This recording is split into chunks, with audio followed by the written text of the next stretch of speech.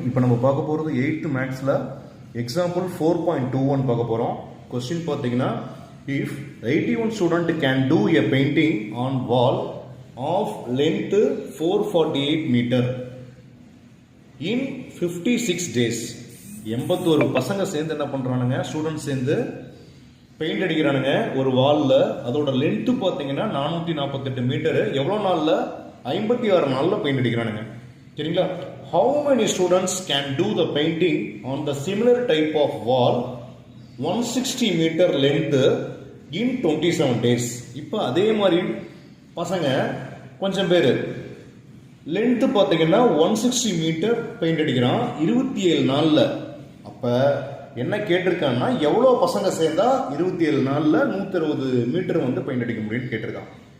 81 பேர் 448 metre length 56 நாள்னா 160 metre length 27 நாளில் எத்தனை பசங்க சேர்ந்து அடிப்பாங்கன்னு கேட்டிருக்கான். சரிங்களா?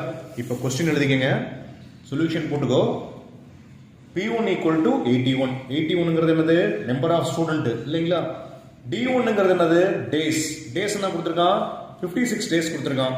W1ஓட வேல்யூ என்னது? அந்த லென்த்து கொடுத்துருந்தோம் இல்லைங்களா, வாலோட பெயிண்டிங் அடிக்கிற லென்த்து, அதை வந்து W1 வச்சுக்க, அதுதான் ஒர்க்குன்னு வச்சுக்க. இப்போ என்ன கேட்டிருக்கான்? எவ்வளோ பேருங்கிறது தான் கேள்வியே. அப்போ P2 ஈக்குவல் டு எக்ஸ். D2ங்கிறது என்னது? எத்தனை நாள்னு கேட்டிருக்கான்? 27 நாள்னு கொடுத்துட்டான். எவ்வளோ மீட்டர்னா 160 மீட்டர் வந்து லென்த்துக்கு பெயிண்ட் அடிக்கிறானுங்க. ஃபார்முலா ரெகுலர் ஃபார்முலாவே தான். என்ன formula? P1 into D1 by W1 equal to P2 into D2 by W2. P1 ஓட வேல்யூ சப்ஸ்டிட் பண்ண 81, திரும்ப D1 ஓட வேல்யூ 56 divided by W ஓட வேல்யூ 448 equal to P2 ஓட வேல்யூ தான் X னு வச்சுக்கிறீங்க, D2 ஓட வேல்யூ 27, W2 ஓட வேல்யூ 160. இப்போ என்ன பண்ணலாம்? X மட்டும் வச்சுக்கலாங்களா? இங்க 81 into 56 அப்படியே வச்சுக்க. இந்த 160 இங்க மேல கொண்டு போயிடு. 160 divided by 448 into 27ங்களா?